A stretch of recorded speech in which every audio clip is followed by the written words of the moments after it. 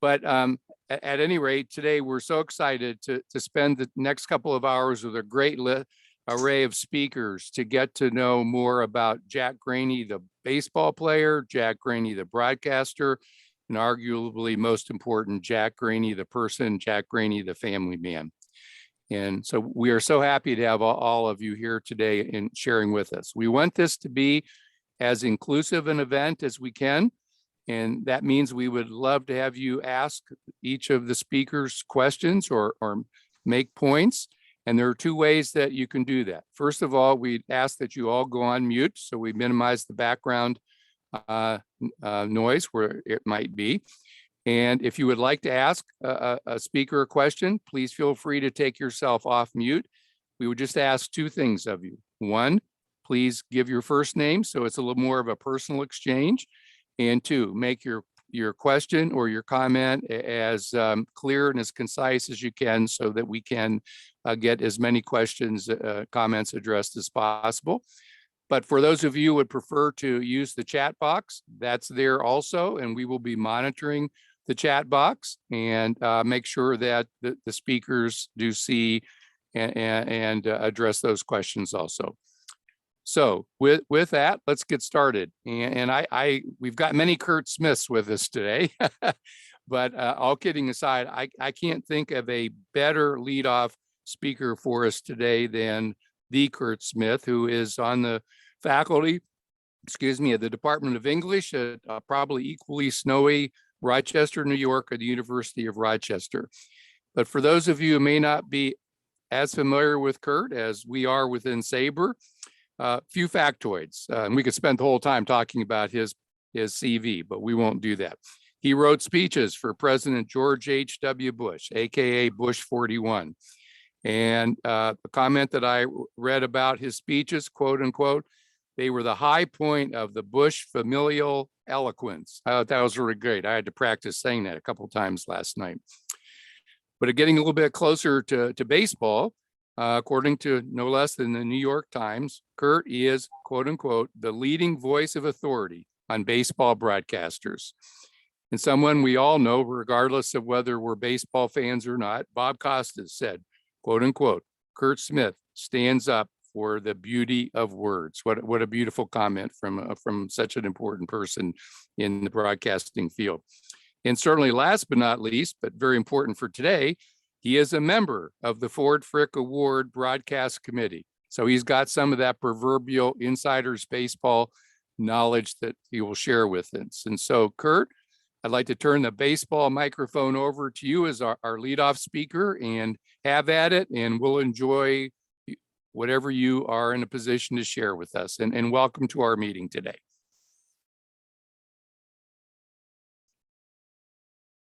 Uh-oh, Curt?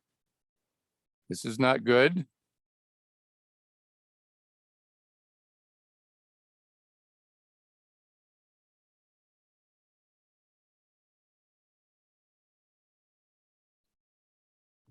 Okay, here comes Curt back. So I think Curt's got a little bit of a, let's see if he's on, hopefully now.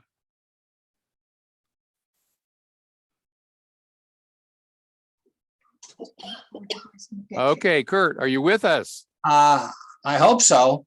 Okay. You hear me? All right. Well, yes, we hear you. And right. The baseball microphone is in your hands, and we look forward to hearing what you will share with us about Jack Graney from whatever perspectives you would like to share. Sure. Terrific. No, I appreciate that. It's great to be back via the wizardry of technology. Ronald Reagan once said the old ways are best, and I think he was right when it came to communication of this type. But I'm delighted to be with all of you, and hopefully where you are, it's warmer than where I am in upstate New York. Sad to say, we're very accustomed to this, for better or mostly worse, I suspect. But thank you for those kind words, and it's a great privilege to be with members of the Jack Graney Society as we meet, I'm sure, wherever we are in such fine baseball weather today. Recall, if you would, with me, broadcaster Dizzy Dean saying of a runner, he slid into third. Remember catcher Joe Garagiola doing practice play-by-play in the bullpen. Relive Mr. Baseball Bob Uecker, once signing with the Milwaukee Braves for $3,000 and musing, that sort of bothered my dad because he didn't have that kind of dough. But ultimately, he scraped it together. Those fans, they loved him. All immortalized the baseball player turned announcer. Try picturing, if you would, big league broadcasting today without the ex-athlete in the booth. You can't. I can't. So let me congratulate you on your loyalty and fidelity to what Jack Graney meant and means. In my view, you kept alive for years because I heard from you, and I'm glad that we did. Kept alive for years, Jack Graney's induction into the Baseball Hall of Fame, broadcast wing. Jack Graney, big league announcers, Coronado or Cortez. He was the first, a trailblazer, a pioneer. Ask the late Jack Buck, who grew up in Cleveland. He said this: I'd hear Graham McNamee and Tom Manning on network radio growing up in the 1930s, but what I loved was lying in bed or sitting in the living room and hearing Graney. He described Hal Trotsky and Earl Averill and Bob Feller. To a young Ohioan like Jack Buck, Graney views Bally High, Windsor Castle, and Timbuktu. Buck never wanted to be a policeman or a fireman. Instead, he said, Jack made him want to make a living calling ball. Graney enjoyed being odd man out, a Canadian of America's pastime, being on the field, then above it, a rough voice in a velvet craft. Jack said, I didn't mind being in the minority. Fact is, Graney loved breaking the mold. Many of you will know these statistics by heart, but I would like to render them for just a couple moments in terms of perspective. In 1908 and 1910 through 22, every summer but one for 15 years, Jack Graney averaged .250 in 1,402 games. The first to bat against Babe Ruth in 1914, the first to wear a uniform number 2 years later. Later, the outfielder became, said the Cleveland Plain dealer, the best play-by-play man the Indians ever had. Short on ego and long on talent. How many broadcasters can we say of that? His legacy was this: today radio deems former jocks just fine. Jack was born June 10, 1886 in, where else? St. Thomas, Ontario. John Gladstone Graney tried hockey, but he preferred baseball, particularly pitching. One nickname became Glad, the other augured wildness, surfacing early on. 3 and 2, Jack. One day, a National League umpire saw Graney fan several batters. Jack was drafted, glad-handed 3 Cubs farm teams, and joined Cleveland in 1808 spring training in Macon. Quickly, he took a night train out of Georgia. Nap Lajoie entered the cage once as Graney began to throw. So wild, said the Indians player manager, that each batter stood over the plate for 5 minutes before he even got in the vicinity. Striving to impress, Jack threw what he called the fastest fastball I had ever pitched. I thought I would strike him out. Instead, his pitch knocked Nap out. That night, the lefty found Lajoie with an ice bag on his head. Nap shook his head. Anyone as wild as you belongs in the Wild West, he told Graney. You're going to Portland, about as far west as could be found then in the minor leagues. Portland then in the Pacific Coast League. In 1910, Graney returned to Cleveland. New League Park led the American League in size, at least in smallest size, 21,000 seats.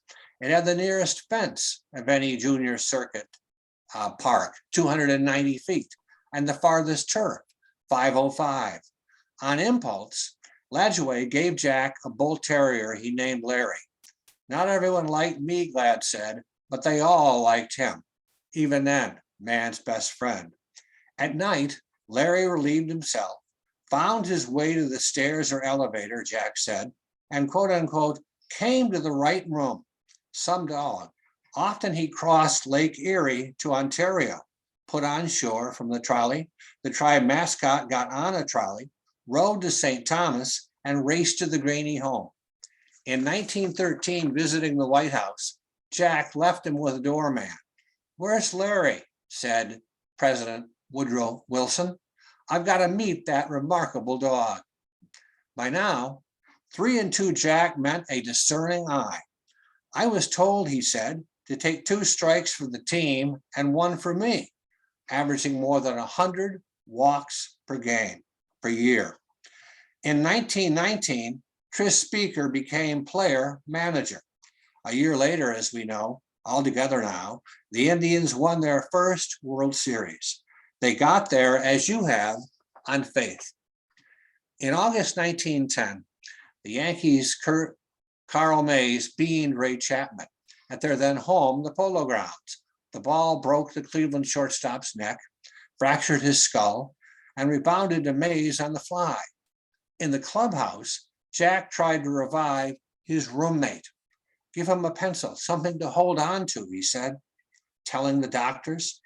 Dropping it, Ray died 12 hours later. Baseball's first fatality from a thrown or batted ball. Bill Wamsgast played second base. A scout was asked, "What's he got?" Response, "The funniest damn name I ever heard of." Actually, German for a kind of overcoat. In the 1920 series, a writer told him, hitting 154 in the first 4 games, to stay with it. This, game 5, could be your day. Was it ever? Brooklyn's Pete Kilduff and Otto Miller led off the 5th inning safely. Clarence Mitchell then lined Wamsgast, who touched second, tagged Miller, and of course affected the World Series first, and quite clearly, only series triple play. Next year, Graney hit a career high 299. In 1922, he retired, later managed a Western League team, and buying a Ford agency, left baseball to quote unquote make some money, unquote. He made a lot. Then in the Depression, he lost a lot. And to divert myself, he said, "I bought a radio." In 1931, 32 million homes already had a wireless. It was cheap, remember Jack Buck? It filled the hours, the one medium the Depression hadn't crushed. That fall, the Indians joined station WHK, whose first broadcaster flopped. "I was broke," said Graney, "and suddenly the Indians needed an announcer." Before his first game, Glad was so nervous what a loss this would have been, he almost changed his mind and nearly ran out of the booth. At League Park, the Indians ran out of room. In 1932, of course, vast municipal stadium became a holiday weekend home. He liked League Park better, did Graney. He had a lot of company. Girders there cloaked the right field wall. Hitting one, a ball stayed in play. Away, he said, broadcasting, "I'd recreate in the showroom of an auto dealer." Clients gawking behind the glass. There, Jack Graney held court, but never smoked a lit cigarette. "It had burned my hand," he explained, "but I couldn't puff and talk." At night, he often awoke in a lather. Had he botched a name in that afternoon's game? Had he put a man on the wrong base? Had he reversed 2 Indians scoring? "I'd get letters," he said, saying, "It's Trotsky, then Averill, not the other way around." Even so, radio favored him. After all, having played at every American League park, he knew them all and could transmit that knowledge to the listener. In 1934, CBS gave Jack the World Series on radio. Kennesaw Mountain Landis, then the longtime commissioner, took him promptly off. "Too partial," Landis said. "He played in the American League." So Graney, undoubted, wrote him a letter. "I am now a sportscaster," he wrote, "and should be regarded as such." Jack was always long, was he not, on common sense. Next season, he became the first ex-jock, first ex-athlete to cover the World Series and the All-Star game. "I just follow the ball," he said, "leave knocks to others." What Jack didn't leave was Cleveland. Lucky us. On August 23rd, 1936, Bob Feller fanned 15 Browns in his first big league start. He won, as most of you know, and I'm sure can recite in your sleep, 266 games, led the league 7 times in strikeouts, and had a record 12 one-hitters. Glad aired each. Feller opened 1940 that season at Comiskey Park in Chicago. In the 9th inning, Graney recreated. Granny Mac is on the ground with one knee, scrapes it up with his glove hand, flips it over to Trosky. A close decision at first, and he's out. Bob Feller has his first no-hit game. Hey, listen to that crowd. Well, even now, a longtime Indians fan can recall it almost even now. In 1941, Joe DiMaggio, of course, hit a single and began his 56-game hit streak. On July 17, baseball's then largest crowd, 67,648, packed Municipal.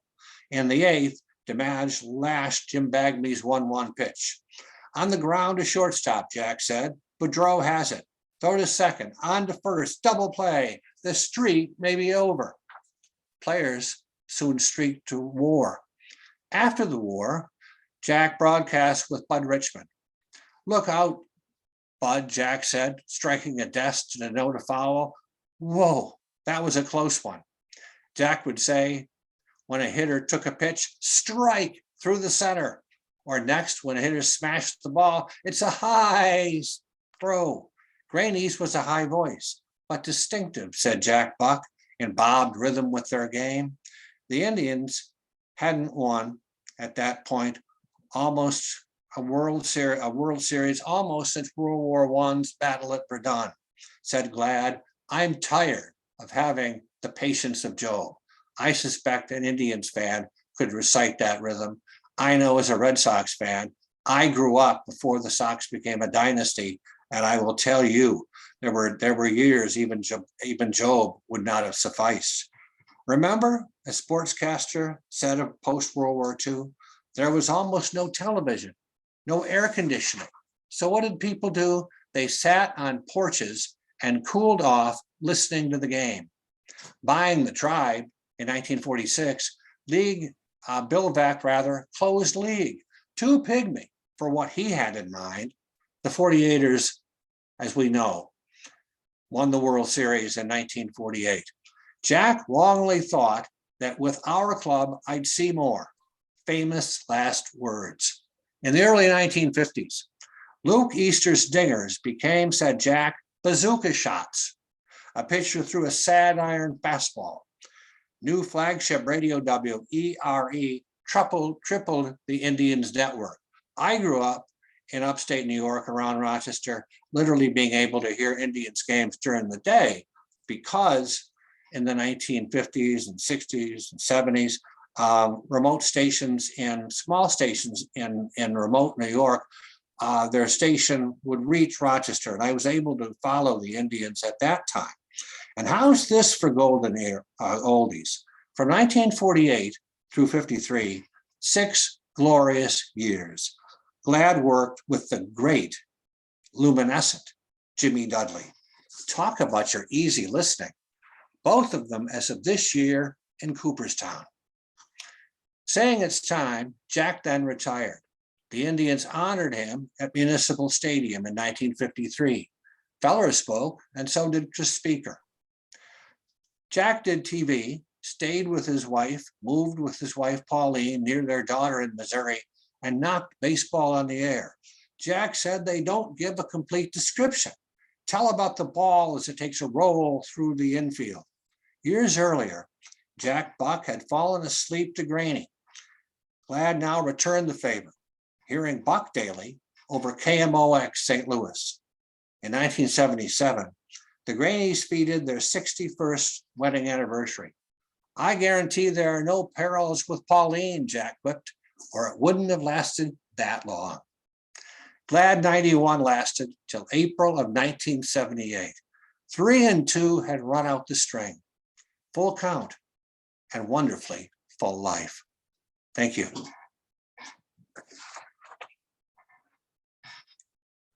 Thank you very much, Curt. That was outstanding. Do we have some questions or comments for Curt? Yeah, Curt, this is Steve Johnson from Ohio. Yes, Steve. I liked your mention of him getting in touch with Landis about being excluded from the 34 World Series.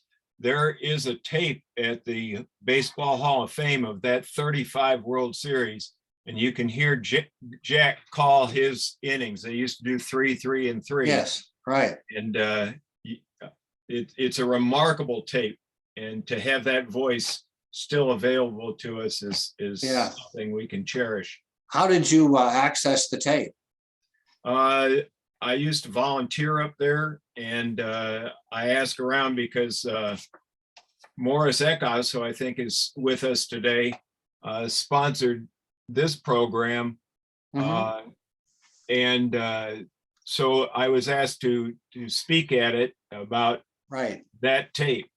So, and I also wrote an article for that program about the things in the Baseball Hall of Fame about Jack Graney, most of which were contained in his clipping files. But Mhm. I thank you so much for the research that you've done for this program, because we certainly worked a lot of years to see Jack awarded the Frick Award. Well, you're very welcome. I will say this, that I well remember this had to be 2007, 2008. I can't remember whether it was Washington or St. Louis, but I'm pretty sure it was one of those SABR conventions. And I spoke then, and I got several questions from, and maybe several of you who asked questions in terms of where's Jack Graney when it comes to Cooperstown. And of course, you remember the great song of many generations back, "One is the loneliest number." Well, one is the loneliest number for those of us who are privileged to be on the committee that chooses a Frick nominee each year. We are only allowed to have one nominee chosen, when in fact there is an enormous backlog, I believe, of deserving nominees or would-be nominees who simply can't get into Cooperstown because only one is allowed each year. Of course, in all fairness, it must be said that only one writer is allowed to be chosen each year for the Spink Award. But by contrast, look at the madding crowd of nominees who often are elected as players, managers, officials, or scouts to the Hall of Fame. So my question would be, why is broadcasting different? Because the backlog or reserve or dowry, however we used to say, is exceedingly long. I start with Dizzy Dean. Dizzy Dean in Middle America in the 1950s and 60s was the CBS television game of the week, and he became baseball over television to a huge swath of Middle America, particularly for those areas that did not have access to Major League Baseball. I think of Ned Martin of the Boston Red Sox. I could go on and on, but it won't because it's too depressing. But hopefully someday that will be changed. I think Graney would have been inducted, my own view, quite a while before now, had it not been for the fact that every year there was someone perhaps better known nationally who was a more obvious, at least to some, choice. But I truly say that I don't think without you, without the Graney Society, without the extraordinary fervor and loyalty, the fidelity to quality, which Steve, you heard with Jack Graney. He was a great announcer, a terrific voice, a voice that cut through the crowd noise, which is so important for any broadcaster. And I think you made a difference, perhaps the difference. You kept after voters, not in an obnoxious way, but rather in a knowing way and an encouraging way. And finally, it's borne fruit, and I am very happy, very happy. So I congratulate all of you for that. And if I were there with you, I'd go like this, because you deserve that. And you're going to have a blast in Cooperstown. Steve, you mentioned Cooperstown, or as I call it, Mayberry without the accent, because it's really the quintessential American small towns. And I first went there, and my dad took me from Caledonia, which is a tiny town outside of Rochester. And we drove down to the hall, and we stayed overnight the night before the induction ceremony. I probably have been to Cooperstown at least 60 times over the years in terms of research and going there with family and things of this ilk. And the wonderful thing about it is it never loses its magic. The novelty never fades. And Steve, I'm sure that you would second that. And those of you perhaps that have also gone to Cooperstown, if you haven't gone, go. And I know you will this year and perhaps thereafter. But yeah, if you want to hear baseball tape, the Hall of Fame is the place to go, because or anything pertaining to baseball. I've been privileged over the years to talk and at the four major Halls of Fame: baseball, basketball, hockey, and football. And there's no question the Hall of Fame is it's a Latin phrase. It's the only phrase I know in Latin because my late mother taught Latin once. Primus inter pares. It means first among equals, and that's the Hall of Fame. And so for Jack Graney in the Hall to meet is a perfect union, because he is enormously deserving of induction. Well, we thank you and the committee also, so we'll give you a round of applause. Well, as well. thank you. You're very kind. Very kind. Anyone else? Any questions? Any other questions for Curt? Curt, I just would comment that, Steve was a past president of our chapter. Morris Eckhouse, who's on, Yes. has been very involved with our chapter and led SABR for a while. And these two men, as well as others who came before us, quote unquote, as far as chapter leaders, put a lot of sweat equity into advocating for this award for Jack Graney. And I'm sure this must feel very good to them to see the fruits of their labors finally coming home. And without them, I don't know whether we'd be here today. Sure. No, I mean, that's right. It's difficult whether you're supporting a political candidate or a candidate for an honor like this, when year after year after year you make your case and for some reason it doesn't connect. It did connect. The problem again is that perhaps someday we will be allowed to choose more than one, and then you will see quite a tide, I think, of terrific voices joining Jack Graney in the hall. But I look forward to that as well. Mr. Chair, it's Steve Peters in St. Thomas, Ontario. I'd like to ask Curt a question, or just make a comment that Curt, I think one of the unique things is there was sort of a cross-border push for Jack as well too. We had our own little, what we called the Graney gang here in St. Thomas. Bill Rayner was the fearless leader. There was a whole group of people that came together, and we were sort of, I think, lobbying as a current and former politician. We were doing some lobbying from the Canadian side as well too. So it was truly a North American initiative. Right. Well stated. I can appreciate that, coming from a political background of some type. I was a speechwriter for former President Bush 41, the great baseball fan who Bush 41 picked up a bat at age 5, swung it, and said out loud, "Baseball has everything." And from there, an abiding love of the game transpired. He played the game and captained his team at Yale. He coached the game, coached his sons at Little League in Texas, and invited, in fact, on the eve of the 1990 World Series, asked commentators and broadcasters and sports writers to come to the White House just to talk baseball. He said, "There's nothing I'd rather talk about than baseball." And in fact, every year he would welcome the World Series titleists to the White House. And because baseball is one of the few things that I knew anything about, allegedly, I would get to write his remarks. And so trying to remember now, it was the A's that had won it, then the Twins, then I'm trying to remember, not the Giants, but it was another team. The A's, I think, won twice. And then the Blue Jays, talking about Canada. in 1992. And that was a pip because they were there. And of course, I see, yes, thumbs up is right. And he just enjoyed that. He had lost to Bill Clinton the previous month. Of course, if he'd had better writers, Bush would have won. And then Bush's mother died 2 weeks later at 92, and they had been extraordinarily close. So I say this without exaggeration.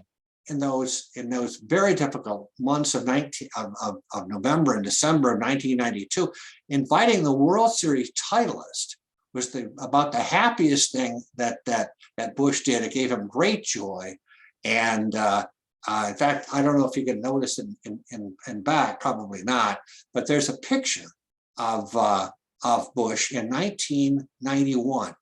Ted Williams and Joe DiMaggio were invited to the White House, and because Bush wanted to celebrate the 50th anniversary of the magical 1941 when Joe D hit in 56 straight games, and of course the kid, the greatest hitter who ever lived, no debate, whatever.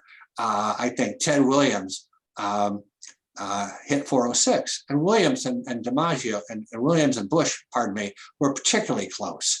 In fact, in 1988, when Bush was in trouble in New Hampshire, Ted Williams, unannounced, had flown his own plane from Florida to New Hampshire, and he stumped New Hampshire for Bush. And I asked once John Sununu, who was his campaign manager at the time, then became governor of New Hampshire. So, Governor, what turned New Hampshire around in 1988? And Sununu looked at me and said, "The kid." So to meet and greet the Blue Jays was a great thrill for Bush. And as I said, in 1991, Bush invited Joe DiMaggio and Ted Williams to the White House to celebrate that. Williams, without meaning to, dominated the event, of course. He was in larger than life, in truth, John Wayne in baseball, Willies. And it was a great occasion. He presented them with the President's Award. He gave the President's Award to DiMaggio and also to Williams. And I was asked to write the remarks for both plaques. And I said, when Sununu asked me to do this, I said, President's Award. I've never heard of that. When was it last presented? And Sununu says, never.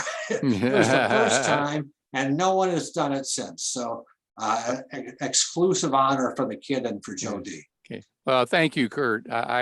We appreciate, I know your schedule's very tight today, at least in our earlier conversations this week. And we so much appreciate you spending the time and sharing with us and getting this celebration ceremony started. Well, I appreciate that. And I would be remiss not to tell you how over the years, I've loved your mascot, Chief Wahoo. I've loved the Indians nickname.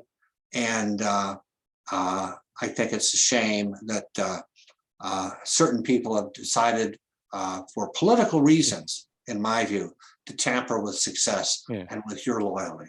So enough said on that, except that I'm very, very pleased to be with you today. Okay. Again, thank you so much. And thank you for spending part of your Saturday afternoon with us. So thank you very much. Bye-bye. Let's move on. We got, again, the spirit of a North American conversation here, not just the U.S. conversation. We move on. Batting second today for us in our lineup will be Scott Crawford, who is Director of Operations for the Canadian Baseball Hall of Fame in St. Mary's, Ontario, Canada. And Scott has been with the Canadian Baseball Hall of Fame, if LinkedIn is correct, for about 22 years. And Scott, I've enjoyed talking with you and leading up to today, and I'm anxious to hear your Canadian perspective, and hopefully you'll weave in a little bit of a storyline about the Canadian Baseball Hall of Fame, where Jack Graney has a prominent position. So over to you, the baseball microphone.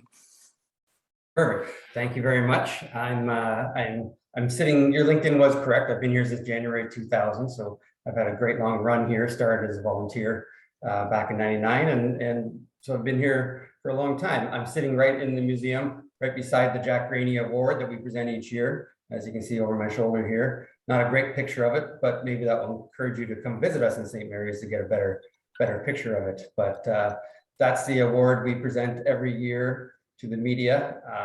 It's about it's a lifetime media award that, of course, we name after Jack for what we all know he did. I'm also in the plaque gallery, and Jack's plaque is right in arm's width of me. And I took a picture of it because I don't want to turn my computer and mess up my settings. So maybe if we do that sort of thing, you can see that's Jack Graney's plaque up on the wall, sort of within just out of arm's reach of me. He was a 1984 Hall of Famer here. So one of our first Hall of Famers were 1983. So he was in the second class ever of the Baseball Hall of Fame. You know, the connection with him and Babe Ruth is pretty cool, obviously. And one of our artifacts on display is a baseball signed by both Babe and Jack. So it's one of my favorite baseballs for two different reasons. And we proudly show that off to everyone who walks in the museum. So I got a bit of a PowerPoint slide that I'm going to share my screen with and sort of run down the some of the award winners. We've had 24 award winners, so I'm not going to talk about every single one. Obviously, what I'm going to do is sort of hit on about 10 of them, sort of just give a summary of their career, why they won the Jack Graney Award, and we'll go from there. And then we'll see how the time runs and what we'll do. So okay, you got permission to share. And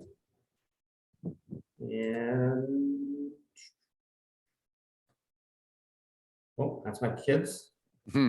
All right. Now, can you? Yes. That's it. Perfect. All right. So that's again beside me, and another bit better picture of the Graney Award. For those who don't know, there's been 24 winners of the Graney Award, and you can see them all on the one side of the screen. Their first winner was in 1987, so a couple years after Jack was inducted here. And the Jack Graney Award is presented annually by the Hall of Fame to a representative of the media who's made a significant contribution to the game of baseball in Canada through their life's work or for a singular outstanding achievement. That's what it says on the trophy. The committee is chaired by Kevin Glue, who's a sports writer, and he has a great blog called Cooperstowners in Canada. So check that out. And he's also the editor for the Canadian Baseball Network website. And we always wonder who votes for our Jack Graney Award winners. Well, it's the past winners of our award that become the voting committee for the new person each year. And as each person wins, assuming they're living, they jump on the committee for the next year's vote. So it's a huge list of people, great names. You guys will recognize probably almost all of them. And I'm just going to run down about 10 of them and give a little history on them. Our most recent winner is John Lott. He in 2021, we always present the award usually at either the Blue Jay game, the Rogers Center, or at our induction ceremony in June of each year. So it's hit and miss on where we go. Sometimes when the Blue Jays played in Montreal in March a few years ago, we would go to Montreal and do some awards if there was a Montreal connection. So John was born in 1944 in Gettysburg, Pennsylvania, and he developed a passion for baseball. He said he was 7 years old, just like a lot of us. In the 70s, he was working for local newspapers in the Toronto area where he grew up. In 1980, he was appointed journalism coordinator at Centennial College in Toronto, and he was a teacher for more than 20 years. He really wanted to keep his passion for baseball going. So in 1998, he launched a website called True North Baseball, and it focused on Canadian players and Blue Jays prospects. That website that got him noticed really by the major newspapers in Canada got him a job with the National Post in 2000 covering the Toronto Blue Jays. And he was doing so well at the National Post in 2004, he decided to retire from his teaching and take on writing about the Blue Jays full time. In 2013, he authored a book with Shai Davidi called The Great Expectations, The Lost Toronto Blue Jays Season. That season was supposed to be a great success for the Jays, and obviously by the title, it didn't work out how they had hoped.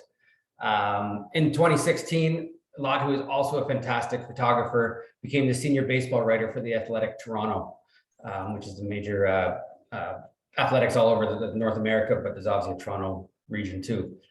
In 2018, he won the Sports Media Canada George Gross Award for Outstanding Sport Writing, and he retired from The Athletic in October of 2020. So he wasn't he was in the game, sort of late in life because he taught for the sort of first half of living, but he really got into it. And if you ask around Canada and Ontario and whatnot, he's one of the best best in the business. Dan Schulman. Dan Schulman was our 2020 winner. We had to present to him virtually, of course, because of COVID going on. We did a virtual presentation just this past November to give him the award. He was born in 1967. He attended the University of Western Ontario in London, which we talked about earlier, not too far from St. Mary's or St. Thomas or even Cleveland. And he soon found himself doing university play-by-play for basketball, football, and hockey, but he never really considered himself a broadcaster while he was at school. In 91, he graduated in 89, and he became an anchor for a radio station in Barrie, Ontario, which is a couple hours north of Toronto, or an hour north of Toronto, on weekends. And he started working full-time for the station in 1990. In 91, he moved to the Fan 1430, which now, if you listen to the major Sportsnet station in Toronto, it's called Sportsnet 590 The Fan. And he hosted a number of shows: Primetime Sports, Major League Report, and Baseball Today. In 95, he began working for the Blue Jays as their play-by-play commentator, but he also started working for ESPN part-time in 95. He joined ESPN in 2001 full-time, and he sort of switched his nights of baseball. If you're an ESPN lover, he was the Wednesday night baseball guy from 2002 to 2007, the Monday night baseball guy from 2008 to 2010, and the Sunday night baseball guy from 2011 to 2017. So he switched his days of the week a lot, but obviously did a very, very good job. He's been calling Major League Baseball postseason games on radio for ESPN since '98, and the World Series since 2011. In 2011, he won his third media award. That was the National Sportscaster Sports Writer Association National Sportscaster of the Year.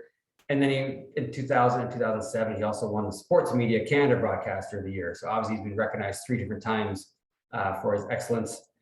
In 2016, if you're a Blue Jay fan, you know he returned to do Blue Jay games on Rogers Sportsnet. And he's been named one of the 8 finalists for the Ford C. Frick Award from the Baseball Hall of Fame. So he hasn't won it like Jack obviously has, but he's been recognized as one of the best. And down the line, he'll probably be one of the winners. Allison Gordon, the only female to win our award, well deserved. She won the award in 2017. She's born in New York City in 43. She attended Queen's University over in Kingston and worked for CBC. She did some sport shows called Jock Talk. She became a Canadian citizen later and worked for the National Magazine and won a National Magazine Award for humor writing in 1978. And then she was hired by the Toronto Star to be the Blue Jay beat reporter in 1979. You can see her in the photo there. She's talking with Hall of Famer Dave McKay. Dave's from Vancouver and is one of our 2001 inductees. And Dave was the first Canadian to ever play for the Blue Jays. He was in the starting lineup on April 7, 77, playing third base in the snow. So when she accepted this job, she became the first female admitted into the Baseball Writers Association of America. And just for the times, because she was the first, her membership card actually called her Mr. Allison Gordon because the organization didn't have gender neutral or female specific cards. So just another aspect of the times in the 70s. She was the first full-time female reporter in Major League Baseball history, and her first year, as you can imagine, going into the male-dominated clubhouses, there were some issues going on, but the people of the time relate now that her integrity, work ethic, and fairness in reporting won her the respect of the majority of the players, coaches, and managers. So she did a very good job and handled herself very well. In 1979, she won the National Newspaper Award citation for sports writing. And she ended up covering the Blue Jays for a total of 5 years. And she documented her challenges and her work in a book in 1984 called Foul Ball, which National Newspaper Award Citation of Merit this book received. So the excellent book. After leaving the Blue Jays, she continued writing for the Star. She wrote 5 baseball mystery novels, starting in '88 up to '97, so 5 different books by her.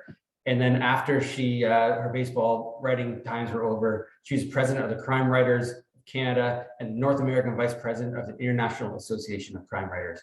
So she had a long career, and not a long career in baseball, but a long career in writing. And and she's our proud 2017 winner. Hopefully some of these people you've heard of a little bit more than others, and some you'll know the detail and some will be giving you more detail about. Richard Griffin, our 2014 winner. He was born in Kingston, Jamaica in 54, and he said he fell in love with baseball while listening to the World Series games on radio in the 1960s.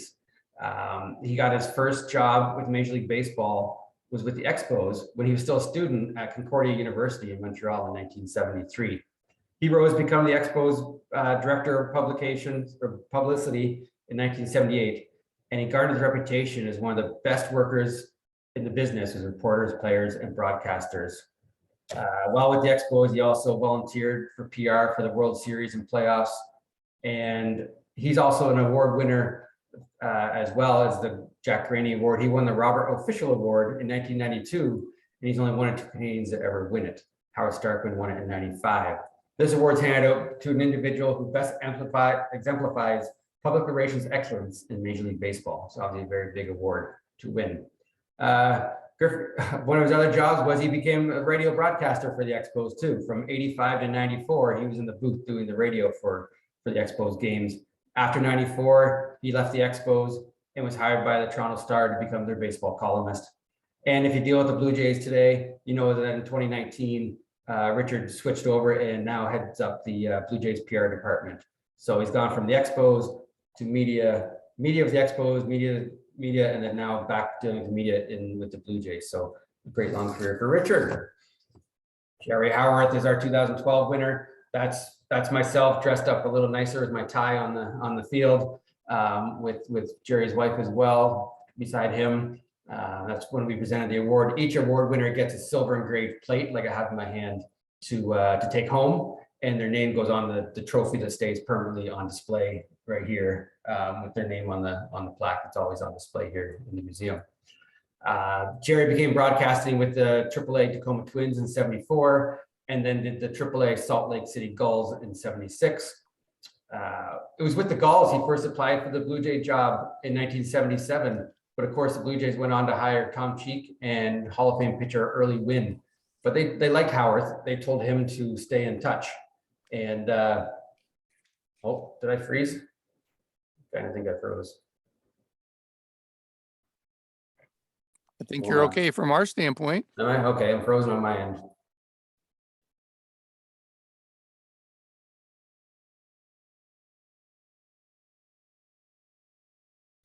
The wonders of modern IT technology. I'm back. Is my presentation back? No, it is not. Okay, well, let me just do that again. There it is. Let's just go down.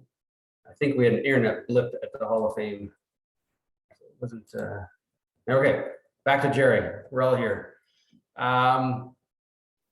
So yeah, he didn't get the job in 77. They gave it to well-known people, Tom Cheek and Early Wynn, but he was told to stay in touch. And his big break came when the Gulls manager, who was Jimmy Williams, was hired by the Blue Jays in 1980. And Jimmy, of course, went on to be the Blue Jays manager. They brought Howarth back in to work part-time in 80, 81, and he started working full-time with Tom Cheek in 1982. For 23 years, Jerry Howarth and Tom Cheek were partners in the broadcast booth. They did all the playoff games. They did all the World Series games, and it was quite a combination Tom and Jerry were that everyone fell in love with. Overall, he broadcast for 4 decades. He had perfect phrases like "the Blue Jays are in flight," the phrase he used when the Jays scored their first run. And his other one was "and there she goes" was his popular home run call when the Blue Jays would hit a home run. He retired just prior to the 2018 season and called over 7,500 games in his big league career. So very well deserved for Jerry. Bob Elliott, we all know Bob Elliott well. He's won our award. He's in our Hall of Fame. He's won the Cooperstown Award. Very well known. He was born in 1949 in Kingston, Ontario. His first sports writing job was with the Kingston Standard in the city he grew up in 1966. And then he switched over, and his first major league game was the 1978 Montreal Expos home opener that he helped cover. About 10 years later, he moved on with the Toronto Sun and became the Toronto Sun sports writer in 1987, covering the Blue Jays. the website that he started and officially heads, the Canadian Baseball Network. Fantastic website. It tracks top Canadians in the draft, Canadians in college, Canadians in the minor leagues, Team Canada updates, and everything in between. A great site for Canadian baseball fans, and probably one of the best in all of Canada. He's written four books. I got 3 of them listed here. His first one was a bestseller called Hardball about George Bell in 1990. He's also written the Ultimate Blue Jays Trivia book and the Northern Game. So some great books as well. He contributes his passion to baseball to his brother, and he considers his father, and he considers his baseball to be the fairest game of them all. As I mentioned earlier, he's won the J.G. Taylor Spink Award back in 2012. So he's on the walls in the Spink Award area of Cooperstown, and he's inducted in our Hall of Fame in 2015. Jacques Doucette, for those Montreal Expo fans, Jacques is won the award in 2004, born in Montreal in 1940. He started covering the Montreal Expos sort of the day they were born. We all know they started in '69, but he started obviously covering them in '68 when the ideas and the team got officially started, and went on that a couple of years. Then he jumped on board and he did the official play-by-play for the French language radio stations for 33 seasons, starting in 1972. And he called every game for them, including Dennis Martinez's perfect game on July 28th, 91. He also done many years of the French Major League Baseball playoffs and World Series. He left when the Expos left for Washington after 2004. Obviously, Jacques wanted to continue his broadcasting career. He took 1 year off, and then he worked for the independent Can-Am League, the Quebec Capitals, from 2006 to 2011. Then best news for him was that 2011, he was able to start broadcasting Blue Jay games in French for TVA Sports, which he continues that today. So he's had another decade of broadcasting Blue Jay games. He told me the other day, he does about 60 or 70 games a year for the Blue Jays. So it's, 40% of the games are on French radio in Quebec, which is fantastic. In total, he's done over 5,500 big league games. He's in the Quebec Baseball Hall of Fame. He's in the Montreal Expos Hall of Fame. He's been one of the finalists for the Ford C. Frick Award. And actually, he's inducted into our Hall of Fame just in 2020. In that picture there, you'll see Jim McKean, one of our Hall of Famers, a famous umpire. Andre Dawson, which we all know, he's a 2010 Hall of Famer with us. And 2004 with us, 2010 with Cooperstown. Someone will correct me.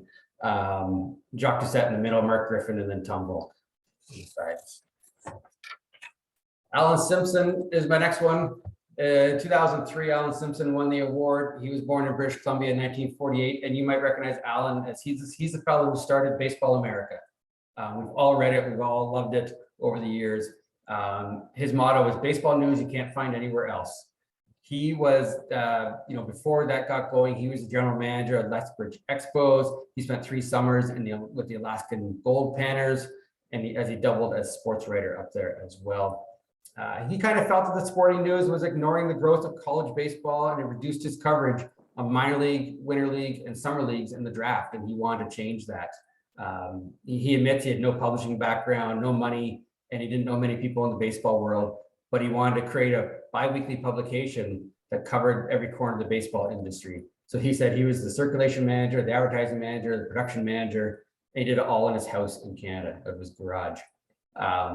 One of his secrets of the day was that he moved closer to the border, and he established post office boxes in Washington, as you can see in Blaine and Bellingham, Washington.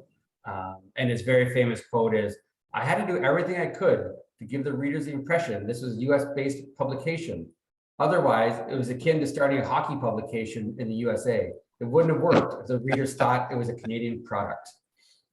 So he would basically take his stuff, make it in his garage, go across the border in his trunk, and mail it from the States. So everyone who got it in America would think it was an American publication. So very smart of him. And it worked quite well. It started out small like everything else, but you can see it went very large over the years, over 250,000 subscribers. The scouts didn't always like his hard work. In the 1987 Hall of Famer Pat Gillick says he recalls the days where Baseball America was kind of resented because it was so good and had so much information that it was the top of the game. And of course, people aren't the top of the game. Sometimes they're mad at the people who are at the top. Of the game. After 25 years, at Baseball America, he left and became vice president and director of national scouting for Perfect Game USA, which was at the time the world's largest baseball event company and scouting service. And Alan was inducted into our Hall of Fame in 2011. That's him in the picture in front of our museum before the renovation. Again, you can see he has a silver plate in his hands. Ernie Harwell, great connection to Southern Ontario. As we all know, he was born in 1918 in Washington, Georgia. He made his major league debut in '48, and he's the only broadcaster I ever figured in a trade. I hope that's still correct. Earl Mann, the president of Atlanta Crackers, agreed to let him go to Brooklyn if Branch Rickey would send Montreal catcher Cliff Dapper to Atlanta to manage the club. So I guess they made a trade. He also worked for the New York Giants and Baltimore Orioles before he came into Detroit in 1960. And again, this is before the Blue Jays were around, obviously. So other than the Cleveland people coming, getting the radio across the lake, Detroit was also huge. And if you still go to London, Ontario, which is basically 2 hours of Toronto and 2 hours of Detroit, more or less, a lot of London is still split between Detroit fans and London fans. And we get a lot of Detroit fans up here because we're about 2.5 hours from Detroit. And a lot of people like to reminisce about the days of Ernie Harwell on the broadcast. So it's great. His biggest 2 thrills, he said, were the Bobby Thompson playoff home run and the Hoyt Wilhelms no-hitter that he threw. He remembers blurting out, "It's gone," as Thompson swung. And he said he sweated it out until he made sure the ball actually cleared the fence, which is, anyone who broadcasts a game, you do have to be careful what you say, because obviously if the home run's caught at the track, it's definitely not a home run. He won the 1981 Ford C. Frick Award, and he passed away just over a decade ago in 2004. Just a couple more, we'll get you guys here, and then we can see any questions or any other comments. Tom Cheek, we mentioned him briefly before. He was born in Pensacola, Florida in 1939. He was actually the backup broadcaster for the Montreal Expos in '74 and '76. And when he started with the Blue Jays, opening day, April 7, 1977, he broadcasted 4,306 games in a row. So that's like the Joe DiMaggio streak of broadcasting. That's a lot of games. He did every single game until June 2nd, 2004. He broadcasted all the postseason games and all the World Series games. And as we've all heard, and up here in Canada, especially love, I think most people love, except the people in Philadelphia. After Joe Carter clubbed his World Series winning home run in the bottom of the ninth, Cheek said, "Touch them all, Joe. You'll never hit a bigger home run in your life." And that's the highlight of everything Blue Jay wise and almost baseball wise for us up here in Canada. With that home run that Joe hit and Tom's famous lines. In 2004, Tom missed his very first game with the Blue Jays for his dad's funeral. And after his return, unfortunately, Tom was diagnosed with a brain tumor. In 2004, the Blue Jays added Tom Cheek to the level of excellence. And in 2005, the Canadian Sports Hall of Fame created the Tom Cheek Media Leadership Award in his honor. He battled brain cancer for a year, but passed away in October 2005. He's also a winner of the Ford C. Frick Award back in 2013, and he's inducted in our Hall of Fame in 2015. In the picture there, of course, Tom's in the middle with the award with his wife, Shirley. The fellow holding the trophy is Randy Eklund, former chair of our board of directors and selection committee. So, and is hoping with us again at the Rogers Center. Dave Van Horn, he's been in the news lately, which we'll get to at the very bottom. Born 1939 in Easton, Pennsylvania. He started his job with AAA, just like the players. You got to sometimes start in the minors. He was with the Richmond Braves, which is the Atlanta's AAA team from 66 to 68. And he met John McHale, who was the Braves president at the time. We all know McHale and Jim Fanning came to get the Expos off the ground in Montreal. And McHale offered Van Horn his first big league radio job when the Expos started in '69. He's behind the game. He did the English radio for the first game right from April 8th, 1969, right up to the last game in 2000. And his trademark catch was up and away whenever the Expos hit a home run. It seems like all the broadcasters have their line, which is great because that's what makes them. He did 32 years of Expos baseball. He did the 1980. Oh, my computer again. Are we still there? Yeah, we're here. All right. I'm just frozen again. Well, let me know if I disappear. You're good. Okay, and where was I here? Oh, his most famous line was "El Presidente, El Perfecto," when Dennis Martinez hit his first game or his perfect game back in '91.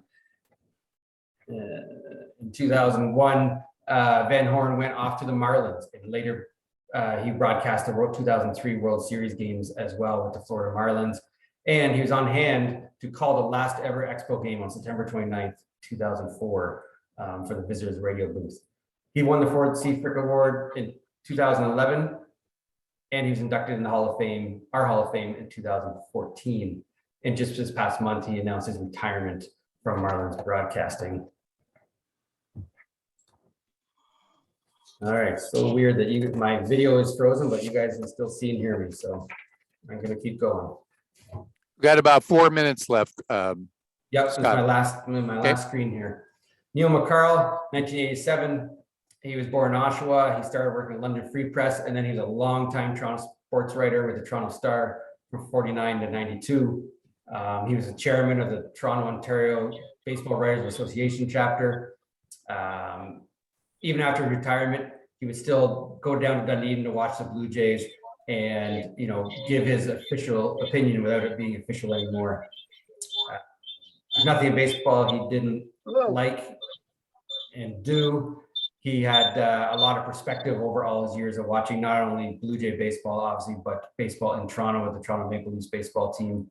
After he retired, the Jays renamed their award the Neil McCarl Award after his career, and he still loved while he was living down in Florida to give his opinion, but only when he was asked. He didn't want to get in the way of the current people. That's the end of my chat about some of the award winners. Again, this is a review of everyone who's won the award in the past, and you can see the many great lists of people. Some I didn't talk about, but they're all on our award winners. And lastly is just, that's our new museum. We renovated the museum in 2018. We're 3,500 square feet of space. So that's our front door. Come check us out and follow us on Twitter, Facebook, and Instagram. And of course, our website is at the top of that page.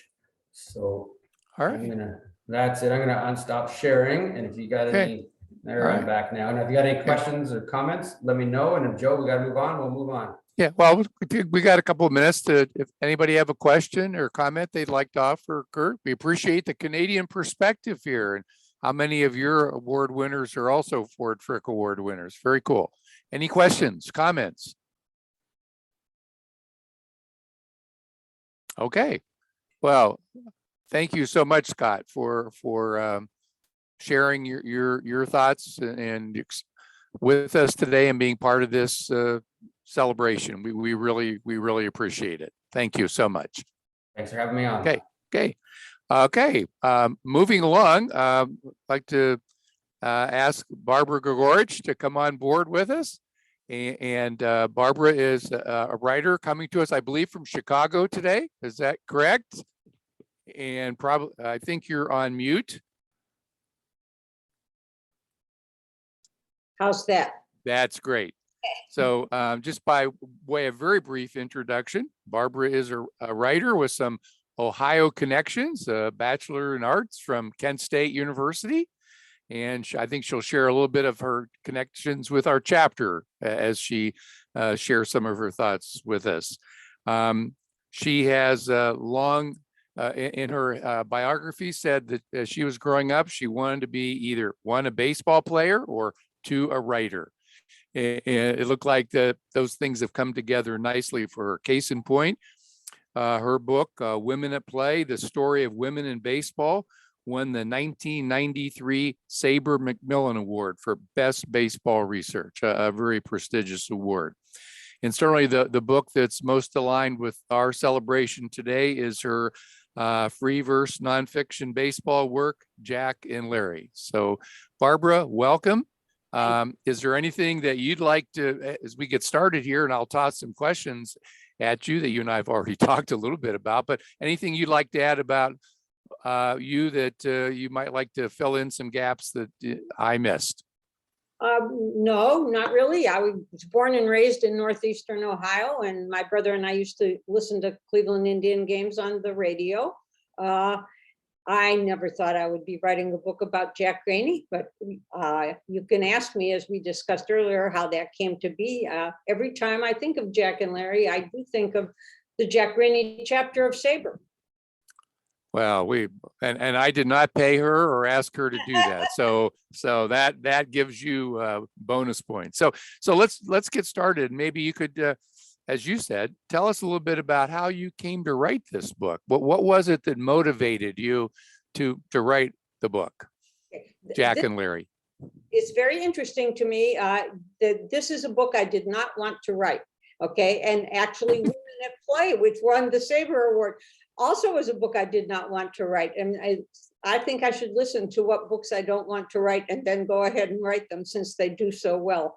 But the reason I did not want to write this book was because Fred Schuld of the Jack Graney chapter presented me with his lifelong research on Jack and Larry, okay, the bull terrier. And in 1988 through 1992, Fred was helping me research women who played baseball in Ohio, specifically Alta Wise and Lois Youngin. And during that time, he said, when you're done with this book, I want you to write a book. No, he didn't say I want you to. He said, you should write a book on Jack Graney and his bull terrier, Larry.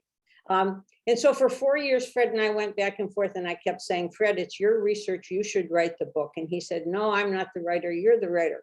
And so we kept pushing this pile of collection of the clippings back and forth from Illinois, and back, and we'd be mailing them back and forth.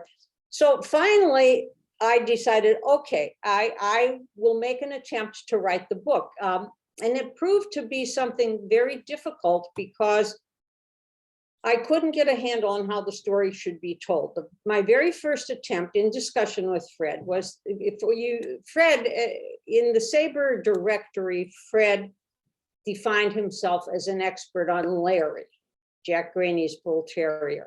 And so the emphasis of Fred's notes was on Larry. And so I thought, well, obviously it should be a picture book. So I wrote it as a picture book first, and it was titled Larry Leaps In, after the jazz tune. And I just got nowhere with that. Editors weren't interested. So I thought, okay, I will write it as a middle grades nonfiction book, still being tied to Larry and children. And that didn't go over well either, but that was because I felt that in order to make a long book, I would have to make things up. You know, there were no oral histories with Jack Graney. There's no biography of Jack Graney. There was no autobiography. There were no master's theses or doctor's theses, the normal places one gets information from. So it would have been a very slim book. And I didn't want to start inventing things of saying he must have thought this or he must have done that, you know, so I didn't do that. Then I tried writing it as a nonfiction article for Timeline magazine, and that didn't go over. So finally, I put it aside and said, Fred, I don't know if I'm ever going to do this book. But then came the year 2003 and the 50th anniversary of Jack Graney's retirement from broadcasting. And I was one of the people invited by Morris Eckhouse in the Jack Graney chapter to speak at this event. And it was there that I met Jack's daughter, Margot Graney Mudd, and his granddaughter, Perry Mudd Smith.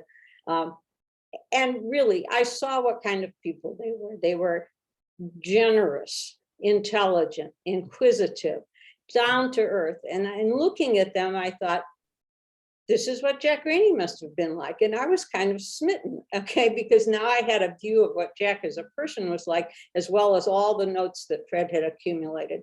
And so that was when I decided to write the book in 2003. And it was a long road from there to 2012 when it was published. Wow, that's quite a story. Listening to you, then it was obviously a difficult book for you to write, right? I mean, it took on several chapters of experience to get it to the Really ironic when you think of it. This short little book, 92 pages, was probably the most difficult book I've ever had to write. I just couldn't find a handle on how to tell the story.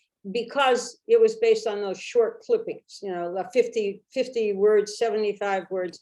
And then finally, I thought of something, cartoons from 100 years ago of kids at a ballpark, looking in through the keyhole to see the game for free. And I thought, why don't I tell the story as if we're looking in through a keyhole and we just see a little short vignette of what happened in one little incident. And so I just went from short incident to short incident. And once I started thinking like that, then the final draft was easy. So how long did it take from that seminal moment to the final draft being complete? It took about 5 years, okay, from 2003 to Wow. 2008. I finished it in 2008, and then I began to send it around to traditional publishers. I sent it to Harcourt, who published Women at Play, the story of women in baseball. And it was extremely frustrating. I wanted it published in 2012, which would have been the 100th anniversary of Larry joining the team. And I got very discouraging responses, which I hope you all agree with me were annoying. The most common response I got was, set the story somewhere else. Cleveland isn't interesting. This made me gnash my teeth. Wow. I can't set the story somewhere else. And number two, Cleveland is interesting. So, and then that was what most of the rejects were like over a period of 4 years. And then the other rejects said, tell the story of Jack without the dog, or the story of the dog without Jack. We want it to be one or the other, not both. And I wasn't willing to do that. So really, at the end of 4 years, I decided if I want this published in 2012, the 100th anniversary of Larry joining the team, then I have to do it myself. So I ended up self-publishing it, and it was really a great experience. So that was what drove you, the getting it out in the 2012 date to go to the self-publishing route. Yes. Wow. Yeah. And you said that was a great experience. So you learned as you went on self-publishing 101, how to self-publish a book. Well, you called that a great experience. Wow. I reprinted She's on First, my first novel, as a self-publishing. I wanted to experiment on something that had already been done to see how it went. So, and then I reprinted, self-published my first mystery, Dirty Proof. So this was my third attempt, and so it wasn't brand new. Although I have to say that I could do it much more easily today, but back then doing the free verse was very difficult, getting the line breaks and everything. I did this through Kindle, and it wasn't set up back then to do poetry. Well, yeah, I wanted to ask you about the free verse. You've touched on it a little bit, but I happen, again, personally, when I got the book, and you think a baseball book, you have a certain preconceived idea, and I opened it up and I said, what happened to all the words? Where'd the words go? And then I thoroughly enjoyed it, and was hard to put it down. And I mean that sincerely, but what kind of responses have you gotten about the free verse format versus a standard format? Very interesting responses. This book I see is a crossover book. I think it says on the back ages 10 to 100 or something like that. As for kids and adults. But you have to, you're only permitted to list it as one kind. So I chose to go with a children's book because that gets me into schools, and I have talked about it a lot in schools. So the kind of responses I get are very interesting. Number one, kids say, oh, I love this, it's so short. Look at all the white space on the pages. Kids love it, they react to it. I've never had a bad reaction to the free verse from a kid, okay? Adults, on the other hand, either love it, okay, and say, I really like that, I liked the line breaks, I like the way you emphasize certain words, or I've gotten some negative reviews, some 1- and 2-star reviews by people who say, there's not enough words on the page. The lines don't go to the end. What kind of weird thing is this? So they've never seen free verse. But I would say that most adults say that they enjoy it because it goes by fast. Sort of the same reason kids do, only they express it differently. Okay.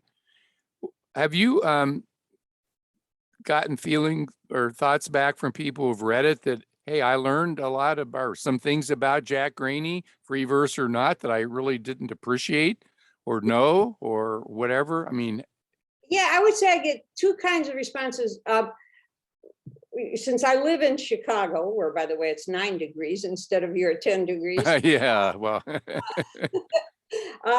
Most of the people here, especially let's say someone 50 years old or younger, have not heard of Jack Graney's. And when they buy the book for themselves or their grandkids, they do tell me that they really enjoyed learning about this person that they didn't know anything about. The other response I get a lot, and it makes me feel very good because this was at best a subliminal intention, and that is that people say they enjoy learning some of the things about what baseball in the 1910s was like. They enjoy the things about the train travel, the Model T cars, etc. okay, very, very good, excellent. How about you? I mean, you obviously learned an awful lot about Jack Graney, the ball player, and Jack Graney, the person, and I think from what you said, Jack Graney, the family man, too. Yes. I enjoyed when I wrote the drafts, I sent them to Margaret, okay, his daughter. And one of my fondest memories of the whole thing is that she immediately called me and said, well, you didn't tell me this was going to be literary. And now It was supposed to be a baseball book. right. But Margaret had been an English teacher, and so I took that as a high compliment, okay, that she considered it literary. But I did ask her about, was there anything in the book that she thought was missing? And one of the things she said, we talked many times on the telephone about her father, Jack, and also about her growing up. And she said that she and her brother grew up with stories about Larry all the time, that Jack entertained them when they were kids with stories of Larry. And she said, you have left out my favorite story. And I said, well, what is that? And she said, it was the one about Larry. The way she said it was Larry going to the bathroom all by himself when they were in the hotel room. And so she said that when she and her brother were kids, that was her favorite story. So I did put that in the book. Okay, that's an interesting comment.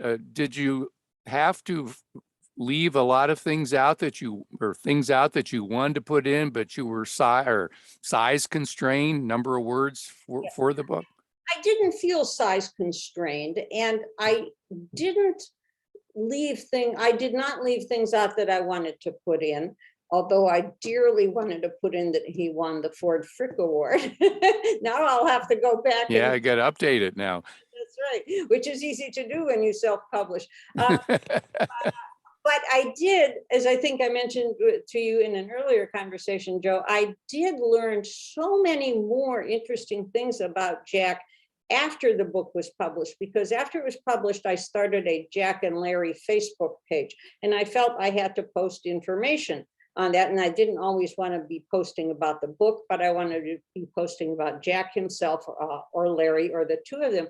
And so I began mining newspaper databases, and I learned some things that had I known them back in 2003, I would have put in the book. Like one of my favorite discoveries was that, this is probably not news to Cleveland Indians fans, but that in one game, an extremely muddy game, Jack took off from third base to get home, but he saw that the play was such he would have been called out. So he returned to third base, but he fell in the mud face down. And so he began swimming like so. And the cartoon shows Jack in the mud swimming back to third base. And I thought, oh, wow, would that have been a good story for the book? And I found many little things like that. Well, it kind of sounds like we should be actively recruiting you to become a member of our chapter as an active baseball researcher. It's hard not to go back and revisit just for a moment. You mentioned briefly Fred Schold, and I remember him when I first became a member of the chapter, but I wanted to read what Steve Johnson said that anybody hasn't read in the Post. No mention of Jack Graney and Larry would be complete without remembering former Jack Graney chapter member Fred Schold, who was the expert of all things Larry. Yes. Clearly, he was a key player in helping you prepare for bringing this book forward. You could even say he twisted my arm to get me. But yes, the book is dedicated to Fred Schold and to Margot and Perry. Very good.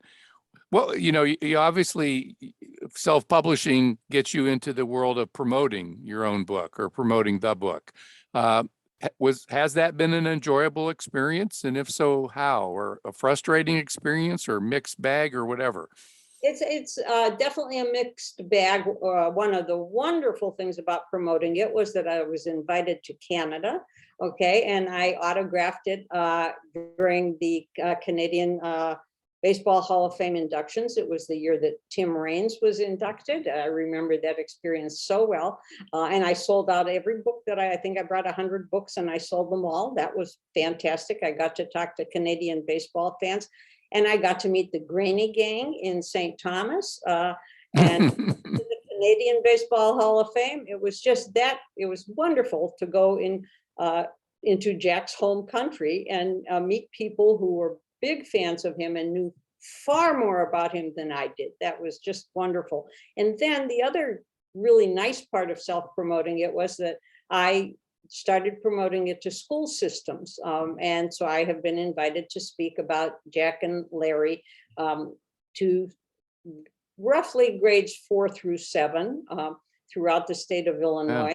Wow. And it's in these situations, the kids all relate to the dog because 1910 is too far back, okay, for them to relate to the baseball player. And so that's actually very interesting. I enjoy doing that. The only frustration that comes from self-publishing is that some places cut you off, some newspapers cut you off before you get past your first sentence. If they know you're self-published, they aren't interested. But basically, I find it a positive experience. Okay, very good. I also noticed that Steve put in the chat box that maybe this is best left to asking our next speaker, but that Jack's daughter was one of the code girls during World War II. Did you know that and you're just holding back from us, or you'd have to shoot us if you told us type of thing? Perry about that. Yeah, that's definitely a question for Perry. All right, very good. Well, maybe one last question, using your words back at you. What do you think will be the next book that you don't want to write that you will write? Can you offer any forecasts for us? Well, actually, I don't have one yet that I don't want to write, but I do have one that is giving me tremendous difficulties, and it's about a cross-country horse race. That's all I'll say about it. Okay, all right. Very good. Well, we'll be looking for that. So we've got time for questions or comments for Barbara. Mike? Barbara, I want to thank you for the book. I haven't had a chance to get a copy of it yet, but I had a question for you from the Wait for Next Year article interview that was done with you about the book back in 2015. Going down through that, there's a picture of Jack at the desk with a pencil in his hand, but it's in his right hand. And I had a question, and maybe Perry will have to answer this, I don't know, but his stats, he threw left-handed and he batted left-handed. Is he right? Did he write right-handed then, or do you know? Perry is making signs. So I don't know, okay? I don't know, and it's always possible that the photo was reversed in printing. Okay, I hadn't thought of that. Okay. But thank you very much for your labor of love to put that book out. It's a great thing. So, yeah, those are great words, Mike. Labor Yeah. of love. Those are really great words and appropriate words. Other comments, questions? Perry. Hi, Barbara. Perry. I'm very curious because I read Jack and Larry some years ago, and I seem to recall that it's written in verse rather than prose. Yes. And I'm curious why you chose that particular form and how you did it. I mean, because it's not easy writing in poetry, but you pulled it off beautifully. Thank you. Well, as I said earlier in talking to Joe, I did it because I wanted to tell the story as if a kid were in the outfield were outside the park in 1910, didn't have the money to get in, was looking at the game through a knot hole in the wood and just saw a small piece, just a small something. Okay, so I wanted each page to be small in what event or action or thought or feeling was being relayed, and I actually felt that the free verse would look better on the page. It would, rather than, I did at one point try writing these in sentences, and it was like 2 sentences on a page, which looked super weird before you go on to the next page. But spreading it out into free verse really allowed me to play with things like foreshadowing, like a bad hop. Many times throughout the book, it's a bad hop ball, a 1-hop ball, a 2-hop ball, bad hops coming down the road, and so on. And I just experimented with, I avoided rhyme because free verse usually does not rhyme. But I really loved doing the line breaks and concentrating on vocabulary. Does that help? Yes, yeah, thank you. And thank you, Jack Graney Chapter, for sponsoring what I think is the only Zoom I've ever been on with 2 women named Perry. Appreciate that. Well, we got lots of Curts and lots of Perrys today. Well, Barbara, I guess there are no other questions. And so, okay, Tom? Tom Steach from Annapolis, Maryland, although I grew up in Cleveland. On the book, I don't know whether it was in your book or the other, I was trying to track what happened to Larry, and he got in an altercation with apparently a stray dog near there was a hotel at the corner of East 9th and Prospect. And he wound up losing the battle and apparently died from that. Did Fred or anybody else do any further research on exactly what happened to Jack? To Larry? Fred did. Well, first of all, it was Jack and Larry went into the elevator at the Rose Building in Cleveland, which I think still stands there on 9th. And it's a triangular shaped building right across from the flats. And so Larry didn't get off the elevator. He went down in the elevator when Jack was up on one of the upper floors. And the theory is that he went down into the flats. He was missing for 3 days. And when he was found, I think it was Jack's wife, Pauline, who was called, okay, because Jack was in Washington, D.C. with the team. So she had to take the dog to the vet, and the vet said that the dog had rabies, that Larry had rabies and would have to be put down. And Margaret told me that her mother, Pauline, told her that Larry was so happy to see her, Pauline, that he jumped up in ecstasy and grazed her hand. His tooth grazed her hand and it caused it to bleed. So Pauline had to have anti-rabies shots in her stomach every day. Wow. I think what the treatment was, 16 days or something. Yeah, so Wow. that's the only, yeah, that's very sad. That's the only additional information that I know. All right. Very good. Thank Sad. Yeah, thank you. Did Larry ever get another dog? Yes, I asked Margot that, and she said that all her life, her father had dogs, but never another bull terrier. Very good. All right. Well, Barbara, thank you so much. And hopefully you can stay with us through the duration today, but thank you for sharing. Thank you for sharing so much. So we need to move on. And the next lady, I think, can be introduced in one sentence. Perry Mudd Smith, Jack Graney's granddaughter.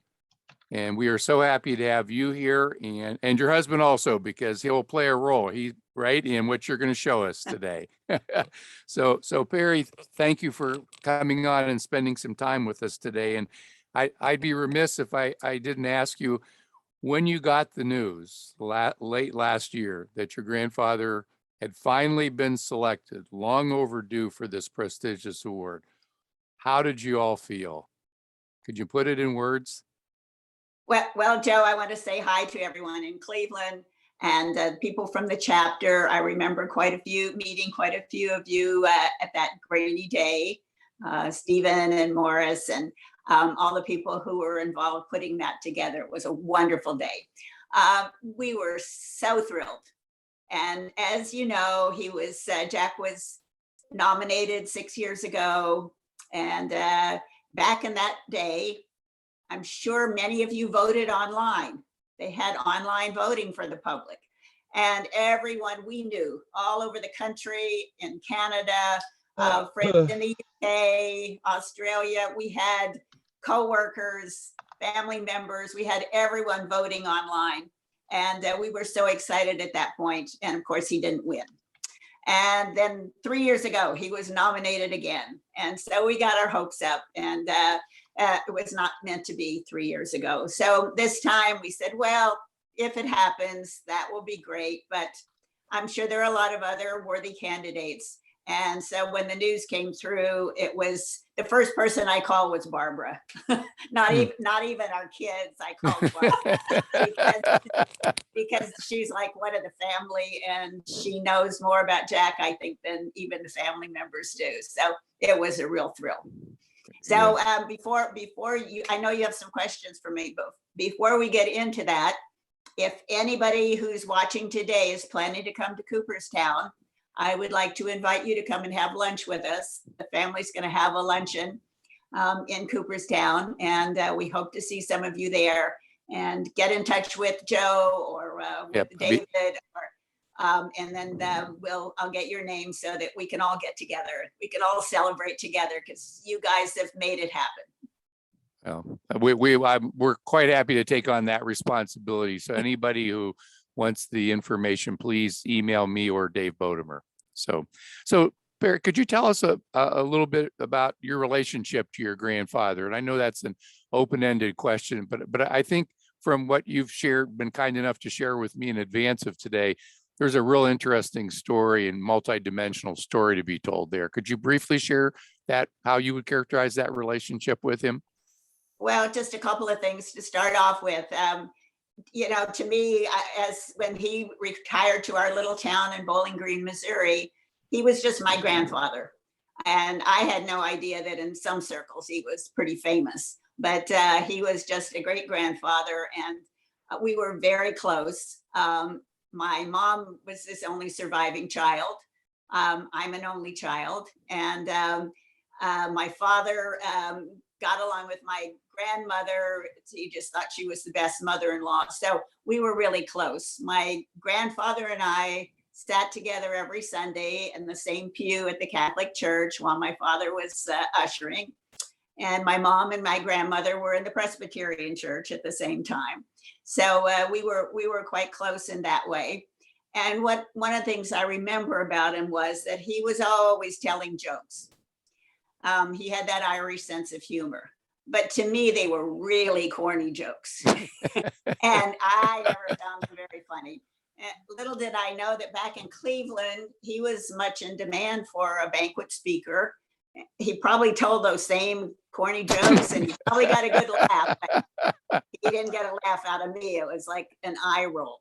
So that, as Curt mentioned before, that he was very short on ego. He was a very humble man. He didn't like to be praised. I don't know how he would take this award. But if anybody started gushing and saying, oh, you were the most wonderful broadcaster, his famous line was, that and a dime will get you a cup of coffee. But as my mother remembers it, that and a nickel will get you a cup of coffee. So I don't know what do you think today about what the cost of a cup of coffee, Yeah. But that was his line, because he was very modest about his accomplishments. So did you go to baseball games with him? No, I never went to baseball games. And of course, I was very young when he retired. And of course, he was living in a small town in Missouri. He couldn't hear any of the Cleveland games. He didn't get the radio broadcast there. And, it was back in the day where you only got the local ones. So he would listen to Jack Buck in the St. Louis Cardinals. And as Curt has already mentioned, that he was a real sort of a mentor to Jack Buck. And so on the radio, you would hear him. I know my friend Jack Graney is listening to me up there in Bowling Green, Missouri. And one year they even honored my hometown. And Jack, in his mid-80s, came and threw out the first baseball at the game. So he got to talk to Jack Buck and get there in person. So, and someone was asking me how did he keep up with baseball? Well, a high school friend of mine said that he remembers Jack walking across the street to the city park where they played Little League baseball. And he would go and watch some of the games. And he even got on the microphone a couple of times and called the games for the kids there. Wow, very cool. And another thing that he did to keep up with his baseball love, he would go to the Farmers Exchange. Now he sat around with all these old farmers and they had very little in common. He didn't have the same background they did, but what they had in common was baseball. So he would tell them stories. He would tell them about when Ray Chapman got hit by the ball and was killed, his best friend and his best man at their wedding, and how he took that. And he would talk about Lou Gehrig. He knew Lou Gehrig, from back in the day. And he said, we knew something was happening with him. He just kept getting weaker, but nobody at that time knew what was going on, what happened. So they shared those baseball stories. Wow. You, Barbara told me that you had some experiences of driving your grandfather to Canada, correct? Yes, I had absolutely no interest in baseball, but by the time I got to be a teenager, he and I bonded over cars and driving. And some of you know that he was part owner of a Ford dealership in Cleveland. And so in the off season, he would sell Fords. When I was 15 and I was learning to drive, he took me out. He was losing his eyesight at that time. He had macular degeneration in both eyes. He could drive a little bit around town, but he couldn't drive on the highway. So he took me out in this beautiful 1962 Thunderbird of his, set up cones, and he taught me to parallel park. So I learned it pretty well. He made sure that I did it the right way. And then my 16th birthday, I went down to City Hall and I got my driver's license. 2 weeks after, Jack said, you're going to drive me and Pauline and your grandmother to Cleveland and to St. Thomas. So with a teenager with 2 weeks driving experience, we started off on a 1,600-mile trip. And we got along really well. We either he had a lot of confidence in my driving or he was really desperate to get to Cleveland. So luckily he didn't see how my hands were sweating when we were driving through Detroit in rush hour. But he never raised his voice. He never said anything to me. He thought I was doing well with my driving. And since then, I've loved my road trips. Very good. Wait, what a story. Are there, certainly this qualifies as one, but are there other particular memories of experiences with your grandfather that stick out for you, that jump out, that are so important to you that you would share with us today? Well, I wanted to talk a little bit about my mom. Okay. Margaret, it's Graney Mudd. My mom was so thrilled each time that Jack was nominated. She passed away 2 years ago, 2020, at age 98. At that time, she still had her mind, very sharp mind. She had her sense of humor. I think she got her dry wit from my grandmother, Pauline, but she got Jack's Irish sense of humor. So she was so excited every time when his name came up 6 years ago. And she said, I think this is going to be it. He's going to win. Well, it didn't happen. Then 3 years after, here it came again. His name came up and she was very excited. And so the thing that I remember the most, her biggest concern was, what will we wear to Cooperstown? So she was really concerned about going there and looking the part, because she would have given the acceptance speech. So I'm just so sorry that she didn't quite make this one. So then that responsibility, quote unquote, passes to you this July? Yes, I had hoped that. Yeah, I'm getting a scam call. Yeah. Yeah. I was hoping that my 3 children would be giving the speech because they're all very proficient public speakers. But when I got the call from the person at Hall of Fame, they assured me, no, only one person can give that speech. So I thought about it and I thought, I'm the only one who remembers him. So I will be giving the speech. And so I'm sure other people will have some input for my speech, but I'm looking forward to being there to accept it, and on Jack's behalf and on my mom's behalf. So you're working on that speech now? Is that a fair comment? Yes, I've started quite a few things that I was going to pass along to my children. And then I thought, no, I'm going to say that myself. Very good. Very cool. And therefore you're thinking about your wardrobe for that weekend, as you were talking about how is that progressing? I actually am. I actually found a pin that belongs to my grandmother, Pauline. And I think I probably will be wearing that pin. Very cool. Very cool. Well, you kind of confessed to us that at least you weren't a baseball fan. Is that changing, or is that still where you are? Not so much, no. My husband and I my husband's from Montreal. We lived in Montreal and listened to the Expo games with Dave Van Horn. Okay. And now we're in Marlins territory. We're in Florida. So I'm sorry to report to all of you who are in the freezing cold that it's 80 degrees here today. Well, we'll let that go by. But a reliable source told me, in spite of the fact that maybe baseball isn't there for you, that some of your younger family members do profess some skills and capabilities in the national pastime. Is that not true? Well, the Jack Graney genes passed over my mom.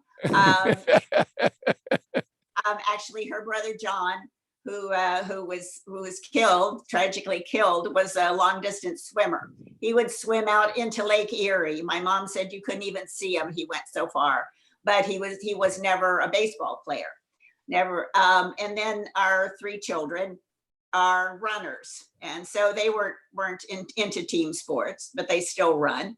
But we have now we have 6 grandchildren. The 3 little girls are only 5 years old, so we're not quite sure whether they're going to have any athletic ability or not. But the 3 boys, one of them, the youngest one, is named Jack, so he's named for his great grandfather. Wow. And the other 2 brothers are baseball players. And they are 9 and 7, but they are already pretty proficient. They're both pitchers, and they're both on the travel team in their hometowns, and they love baseball. So we're happy to see that after all this time that Jack's legacy is being carried on. That's great. Well, since you and I've had the pleasure, and I hope some of it shared that you share, of talking and getting to know each other. You've got some things you'd like to share with us today beyond words, right? And that's where your husband comes in, and he's been a loyal accomplice here, correct? Yes. Well, he's in the other room on his computer watching. So I'd like to show you, I've just got some photographs here on the shelf behind me. The picture of, and I don't know how well you can see, the picture of Jack and Larry, the dog. And there he is with Jimmy Dudley at the bottom. But I wanted to show off this trophy. This was presented to Jack at his retirement in 1953 from all the broadcasters in the American League. And it said, to a big leaguer on the field and on the air from your fellow broadcasters. So it has baseball players on it. It has microphones. And my husband moved it here so that you could see it in the picture. And it weighs 18 pounds. Wow. So we will be bringing that to Cooperstown with us. And I have one other thing to show and tell here. These are One Jack's other rings. thing. These are Jack's rings. And unfortunately, I was practicing here and I can't really get a good close-up of them so that you can really see them well. But this is the World Series ring from 1920. And it's rather hard to read because he wore it for years. That's a small diamond in the middle, but it says World Champs and it says 1920 on the bottom. And those of you who have been to Cooperstown, you will know that as far as I know, they do not have this ring. So this is a prized possession. This one is from the 1948 World Series because he was broadcasting at the time. So I dare to say, and some of you historians will probably know this, we were probably the only family who would have the two rings because he played in 1920 and way down in 1948, he was broadcasting. So I doubt if anyone else was involved in the team at that point, those two times. So we're pretty lucky to have those rings. And then this one is from the Canadian Baseball Hall of Fame. So we were very proud when he was inducted into that in, I believe it was 84. Scott will attest to that. And that was done in the old Expo Stadium in Montreal. And they asked my mom to throw out the first pitch. So she pitched to Gary Carter, who caught the ball, and somebody up in the stands yelled, "Good throw, lady." Oh my gosh. One last thing to show you. Without a band, this is a Rolex watch presented to Jack by the players at his last day. So it says in appreciation from the Cleveland Indian players. Yeah, those are clearly prized possessions. Yeah. There. Wow. Are there any other points that you would like to share with us? I mean, beyond the questions that I've tossed in your direction today, that admittedly we talked about a little bit before, but are there any other things that the conversation has brought up that you'd like to add to the? Well, there's one sort of bittersweet story I'd like to tell. Please. And that's how my parents met. As some of you probably know, that it was in 1943 when Jack was broadcasting on the air that he got word that his son John Jr. was in a plane crash in Fort Bragg, North Carolina, and then he subsequently died. John was a second lieutenant there, getting ready to go overseas for World War II. And as it turned out, my father, J.O. Mudd, was also a second lieutenant at Fort Bragg. So my father was assigned to accompany John's body back home to Cleveland. He was invited to stay at the Graney house, where he stayed for a full week, and he was in charge of the military funeral for John. At the end of that time, he left to go back to the military base. He wrote to his mother and he said, "I think I've met the woman I want to marry." Wow. So that's how he met my mom, Margaret. And they courted for a short period of time. And just before he shipped out to go overseas, they married outside my grandparents' house in Cleveland. Wow. Thank you for and sharing. And we're married well over 50 years. Wow, very good. Open up. Anybody have any questions or comments they'd like to offer to Perry? Joe? Steve. Thank you so much for being a part of this. This is it's a thrill to see you and hear your reminiscences of the family. I'm going to go slightly off topic here, and I want to ask about your mother, who was a one of the code girls in World War II. And this information was not always known because they were sworn to secrecy. So when did you first find out about that? And what did she, if anything, tell you? That's right. Actually, both my mother and her brother were graduates of Miami University, Miami of Ohio, of course.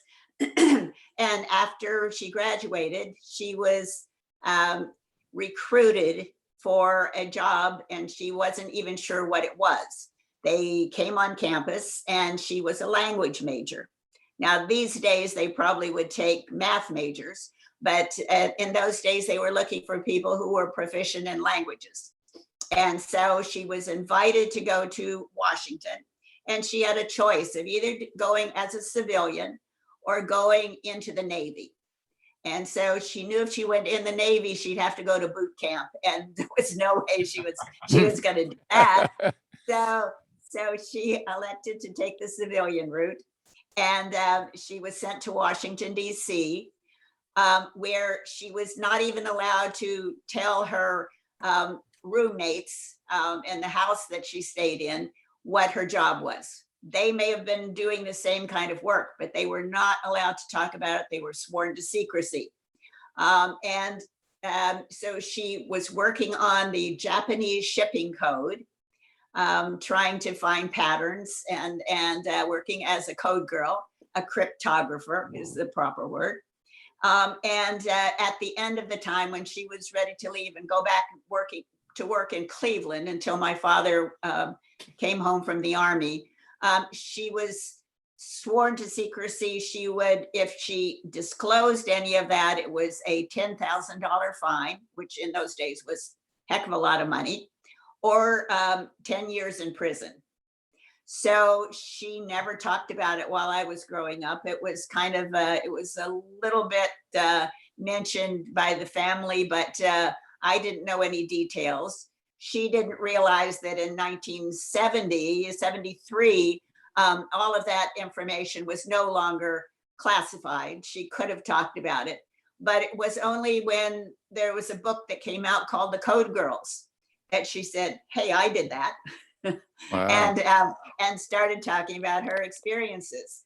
So just a few years ago, just shortly before she passed away, my husband and I drove her to the National Cryptologic Museum, which is on Fort Meade outside of Baltimore, between Washington and Baltimore, where the National Security Administration is. And they gave her a VIP tour. Okay. And they showed her all of the things that were going on in her era, and the Enigma machine from England. And it was just a wonderful experience. They thanked her for her service. That's wonderful. Thank you. Great. Any last questions for Perry? Hi, I just wanted to say, Mom, I don't know if you can see us or hear us. You did such a great job. Sorry. And I've got Jack here. Jack Junior, I suppose. He doesn't want to be on camera. And Genevieve. Can you say hello? Hello. We got some great grandkids here. So thanks for doing this, Mom. That was great. Hello. You got a fan club there. Yes. Very good. Well, so Perry, last question. Just want to comment that, Perry, I absolutely believe it is your relentless advocacy for your grandfather's inclusion into the Hall of Fame that got this done. You and Irene Hodges, same thing with her father, Gil, getting into the Hall of Fame this year after years of being spurned, when people like me believed so strongly that they both deserved to be there. And I just want to thank you for never giving up and for getting it done. It's just absolutely fabulous. Yeah. Thank you, Perry. I want to say that Barbara Gregorich brought us together because who knew there were two female Perrys in this world? And for those of you who don't know, Perry is an umpire, one of the first women umpires in the country, very well known, very well respected. And so, and she's encouraging young women in baseball, not just in the umpire field, but also in young women in baseball. So thank you to you for all you do, Perry. Thank you. Love you. Very good. Perry Barber doesn't know it, but she's already been signed up to be part of a future SABR Jack Graney chapter meeting. She just hasn't gotten the paperwork yet.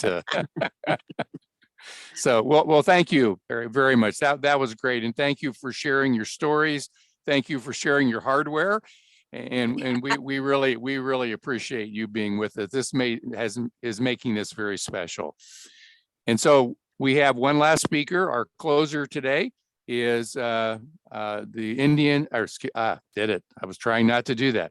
The Guardian's historian, Jeremy Feador, who will give his perspective on Jack Graney, in particular, Jack Graney, the broadcaster. So Jeremy, over to you, my friend. All right. And I'm going to let you have the screen. Yeah. And you've got it, my friend. All right. Hopefully I don't screw this up. There we go. PowerPoint. I think you're on a good path. All right. Oh, no one's staring at my mug the whole time from the beginning. Is it showing for you guys? Yes, it is. Oh, all right. There we go. All right. Yeah. So again, exciting news that Jack was selected. When we saw his name on the ballot, we kind of wanted to help throw our lot in with everything. So one of the things I did was kind of run through the Plain Dealer and some other newspapers archive from 32 to 53 when he retired. And actually, and I have a podcast, so if you're interested in more, I kind of talk about his post-playing, broadcasting days too. There's a little bit in there about the cars and managing and this and that. But nevertheless, with the Frick Award, you can see it says it's commitment to excellence, quality of broadcasting abilities, reverence within the game, popularity with fans, and recognition by peers. And once I got all that information down, I really wanted to kind of compartmentalize it and put it to kind of show the voters, because we ended up sending this off to the voters of the award. And Jack's got a lot of fun stories to him with the dog, with Larry, with Babe connected in there, with the uniform numbers. But we really wanted to put some more meat on the bones, if you will. So one of the things I think about Jack is just the fact that he's a pioneer, and that someone had to come first. And luckily for us, it was a Cleveland guy with Jack. And right off the bat, it was demonstrated he kind of knew what he was doing. Again, there was no blueprint for this. There was no handbook. And when you start going through some of the articles of the time, there really wasn't much in terms of any sort of negativity. You can see in this Cleveland Press article, shortly after his first game, it mentioned how he showed promise and how his sharp, clean handling of the play-by-play accounts was a relief from local baseball broadcasting of the past, which wasn't as good. So he really kind of hit the ground running and set the tone, so to speak, for future broadcasters, players turned broadcasters. And I think as Curt mentioned, when you're the first doing something, you kind of run into the hiccups. And for Jack, it was the fact that he was a double-edged sword, I guess, in the view of Landis's eyes, where he saw Jack as, in his mind, it couldn't be a partial broadcaster because he played for the American League, he played for Cleveland.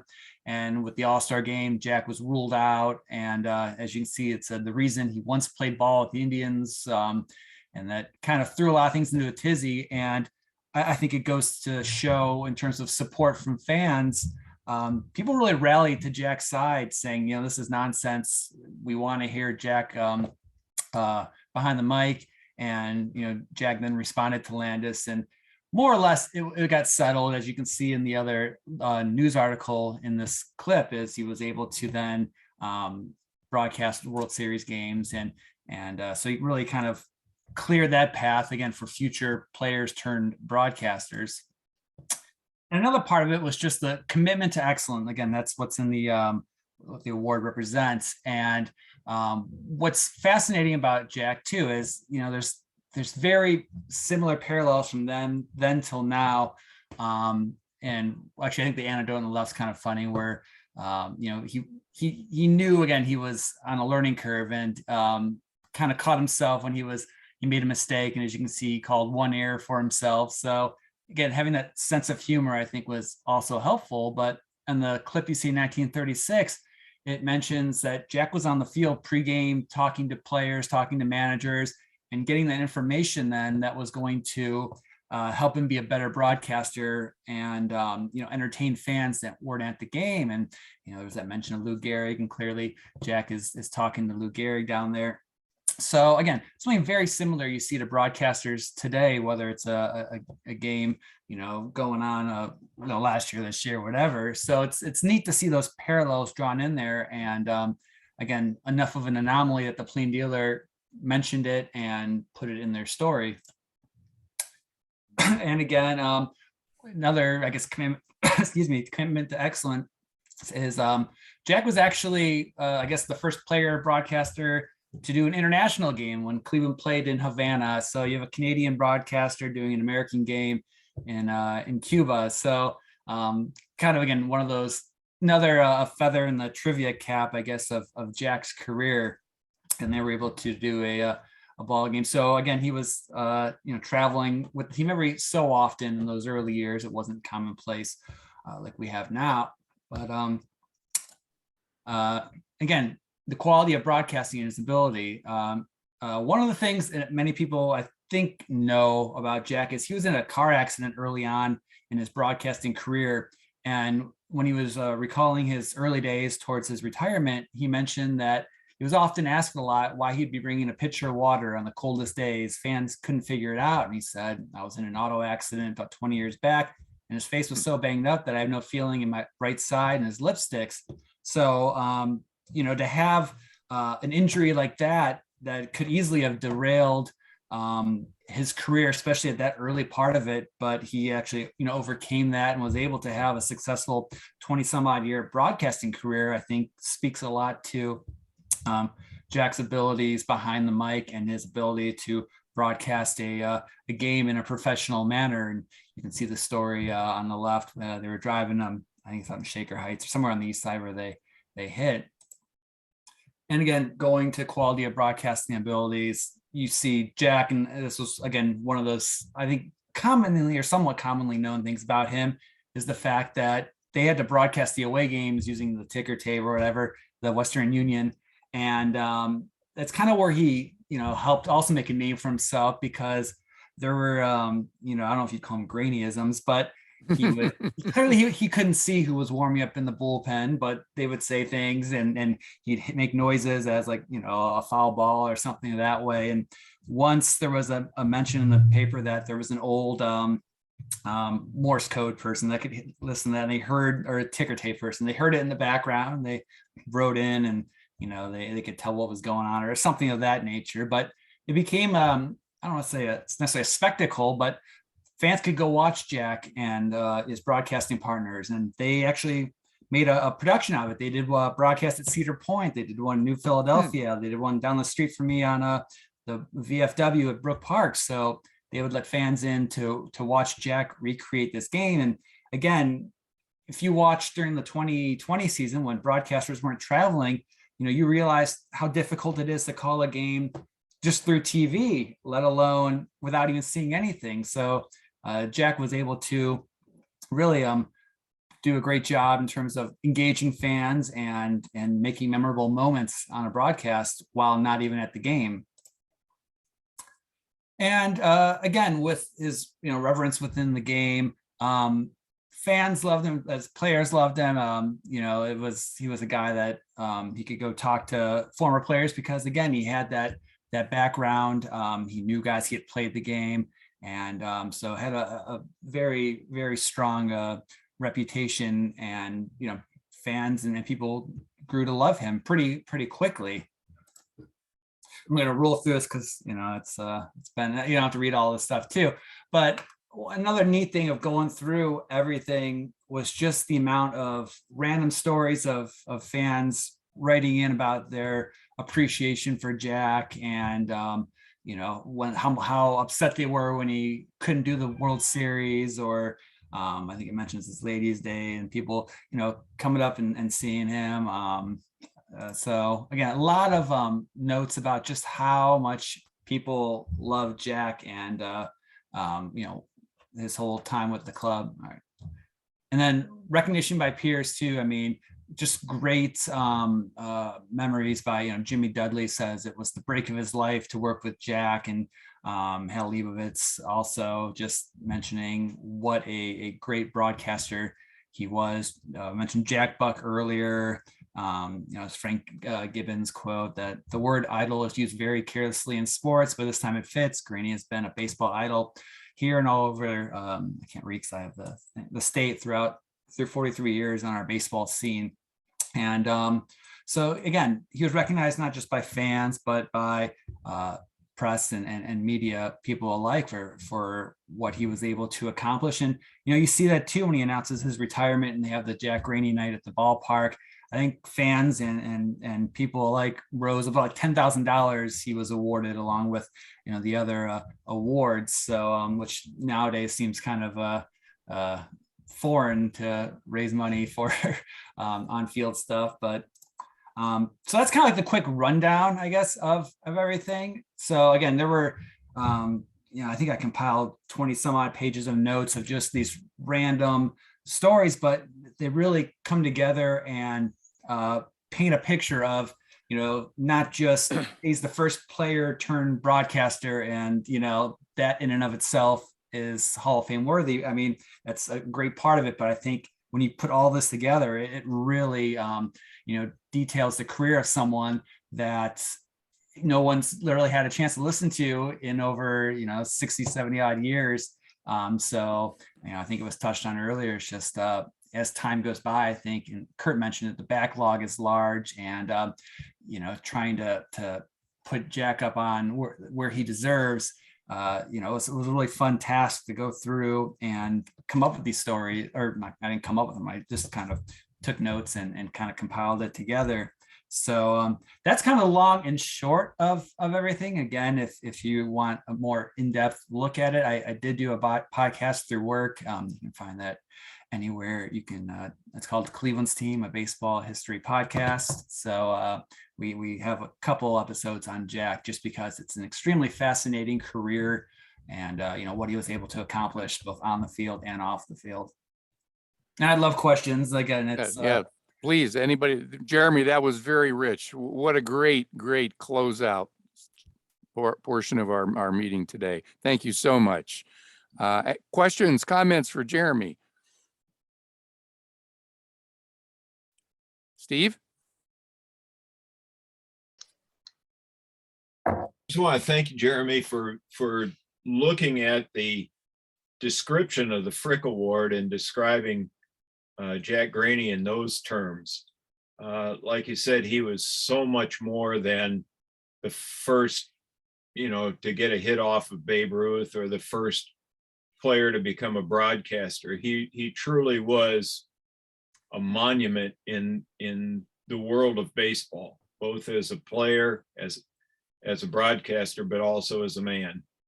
And thank you so much for going through the research to try and find all those little nuggets you showed us, because it certainly paints a complete picture of the man.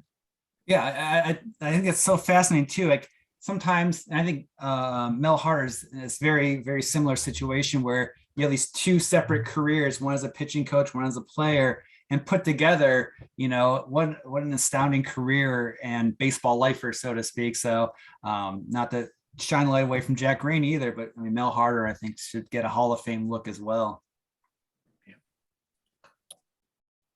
No argument here. Go ahead. One of the Curts. Mr. Chair. Yeah. Thanks, Mr. Chair. It's Steve Peters from St. Thomas. To Jeremy. Jeremy, any thoughts once the ceremony takes place in Cooperstown of the Guardians hosting some sort of a Jack Graney night? I'm not really at liberty to talk too much about current stuff, so I'm gonna pass on that. Okay, that's, You sound, we like need, you sound like a politician there, so No. I kind of like that answer. yeah, well, I I think, have a question. I Good. have something to say to Jeremy. We've been in touch and I appreciate getting to know you and listening to your podcast. The reporter from Jack's hometown in St. Thomas once asked me, how would Jack feel about the change of names for the team?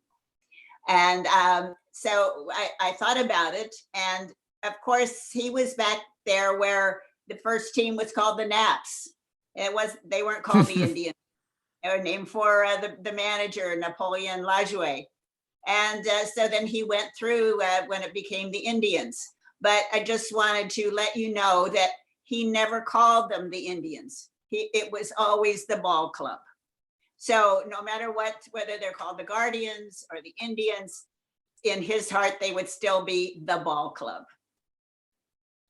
and thank you for sharing. Other comments or questions? Jeremy? Okay. Well, I would just say we've probably all been in our share of meetings over the years, regardless of what we do or did do, saying, boy, I wish this meeting would be over. This isn't one of those meetings. Yes, we've gone a little bit longer today, but I, for one, wish we could continue. But unfortunately, we do need to draw it to a close. And I sincerely want to thank each and every one of our speakers this afternoon. Each one of you have added your part to painting, as Jeremy said, that picture of Jack Graney, the baseball player, the broadcaster, the person, the family man. And I know I take away an awful lot of feelings and thoughts that are really cool and really good. And so I just want to thank all of the speakers, but I also want to thank all of you who spent over 2 hours on a Saturday afternoon sharing in this celebration. And I hope that you all enjoyed it and took something or will take something away from it. So if there are no last minute comments, we will bring this to a positive close. Tom, do you have something you want to say?